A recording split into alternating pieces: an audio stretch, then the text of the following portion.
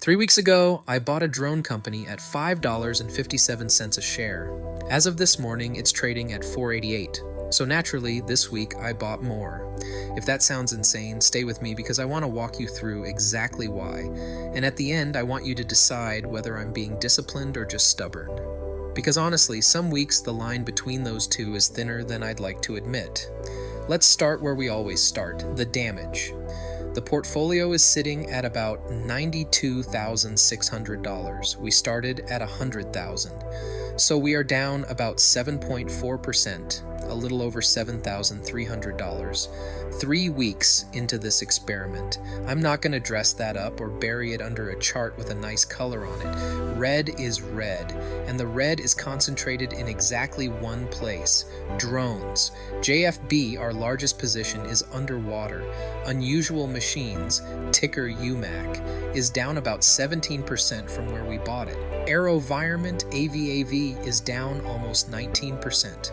3 names, 1 theme, all bleeding at the same time. That is what concentration feels like when it's pointed at your face instead of your back. When it works, you look like a genius. When it doesn't, you look like this. Now the other side of the books, because it isn't all red. Coca-Cola is up a touch. Realty Income, our monthly dividend REIT, is up about 1% and quietly paying us to be patient. Berkshire is up around 1% and doing its very best impression of a brick, which is exactly what I want Berkshire to do.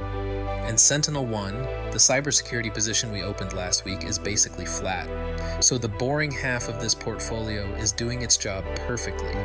The exciting half is the entire problem. If you're keeping score at home, the anchors are anchoring and the high conviction plays are busy testing my conviction. That's the deal I signed up for. I don't get to complain about it now. Here's where it gets genuinely interesting. This same week that my drone names are sitting in the red, Wall Street analysts decided to get more bullish on them, not less. On Unusual Machines, Roth Capital raised their price target to $40. Needham raised theirs to $30. The stock is trading around $22, so you have professional analysts, people who do nothing but value these companies all day, putting targets at roughly double the current price on a stock I am currently losing money in. So which is it? Am I early or am I just wrong? Because those two things feel completely identical right up until the exact moment they don't. Let me make the bull case honestly, and then I'm going to turn around and make the case against myself. That second part matters more. Unusual Machines grew revenue 296% year over year last quarter. That is not a typo, and I didn't move the decimal. They make drone components, the unglamorous guts inside the machines everybody else is busy hyping on stage. There's also serious discussion about federal funding aimed at building a domestic American drone industry, and UMAC is one of the names that keeps surfacing in that conversation. The 30-day chart actually ran up over 100% at one point before it cooled off hard, including a 17% drop in a single day. That kind of volatility cuts in both directions, and we simply happened to buy before one of the cuts instead of after it. Then there's JFB, the one I actually added to this week. JFB is the vehicle for a merger with a company called XTEND, an AI-powered defense robotics company. And here's the part that actually moved the needle for me. This week, the deal cleared a real milestone. They filed an amended registration statement with the SEC on June 17th. The combined company is set to trade on the New York Stock Exchange under the ticker XTEND, with the transaction expected to close in the third quarter. That is not a rumor on a forum. That is a paper trail with the SEC's name stamped on it. And it isn't just paperwork. XTEND landed a multi-million-dollar contract this month to deliver more than 100 of its drone systems to a defense customer in the Asia-Pacific region. They opened a defense robotics facility in the United Kingdom. They picked up a new patent on their unmanned systems. The catalyst, the entire reason we bought JFB in the first place, is no longer hypothetical. It's in motion, with dates attached. AeroVironment is the quieter member of the group. It's an established defense contractor that's been making military unmanned systems for years. This isn't a story stock, it's a real business that's gotten caught in a broader pullback in defense names. So I'm treating that drawdown differently. Nothing in the thesis broke, the price just moved. So this week, with JFB trading below where we first bought in, I added 1,500 shares at $4.89. That takes our position to 6,500 shares and lowers our average cost from $5.57 down to $5.41. Now, and this is the part I need you to actually hear. Okay, let me argue against myself.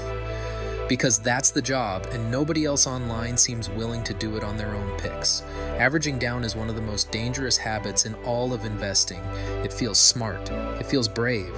You tell yourself, the company didn't change, only the price did. But sometimes the price is trying to tell you something the press releases are leaving out. Plenty of people have ridden a stock all the way to zero, buying more the entire way down, narrating their own discipline right up until the lights went out. I know that. You should know that. I am not special enough to be immune to it. So here is the line I'm drawing, and it's the whole point of this episode. I added to JFB because the catalyst is confirmed and dated. There is an SEC filing and a closing window, not because the price dipped and dips feel like a sale at the mall. That distinction is everything. I am not buying because it got cheaper.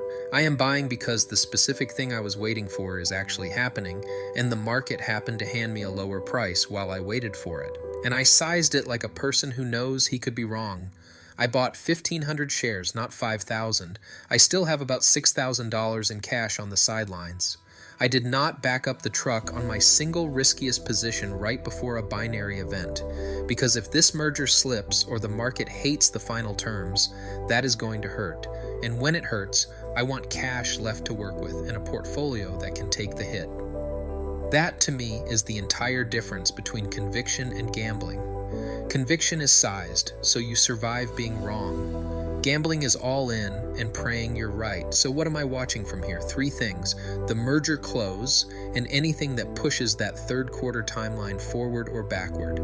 Any sign of that federal drone funding turning from a talking point into actual law. And honestly, my own behavior. Whether I can hold 3 red positions without flinching, because that's the real experiment here. Anyone can hold a green position. Holding a red one you still believe in, without betting so much that it could ruin you, that's the part that actually takes discipline. Here's what I keep landing on. Being down 7% in week 3 is not a failure. It's just a market. The entire premise of this channel is that a regular person with a regular brain and a regular job can build real wealth with good process instead of good luck. And good process does not mean every week is green. It means you size your bets so a bad week is survivable, you tell the truth about your losses out loud, and you only add to a position when the facts give you a reason, not when your feelings do. This week, the facts gave me a reason, so I acted, and I kept my cushion. If you want to feel this instead of just watching me feel it, set up your own paper portfolio and run the same week right alongside me. Think hard about your sizing, write down why you bought before you buy, and let's compare notes next week. I genuinely want to know whether you would have added to JFB here or sat on your hands, because there is a real, honest argument on both sides, and the comments are where we settle it. We're down, the analysts are bullish, the merger is moving, and I just spent part of my cash to say out loud and on the record that I believe it. Dumb money, smart moves. The 100K experiment continues.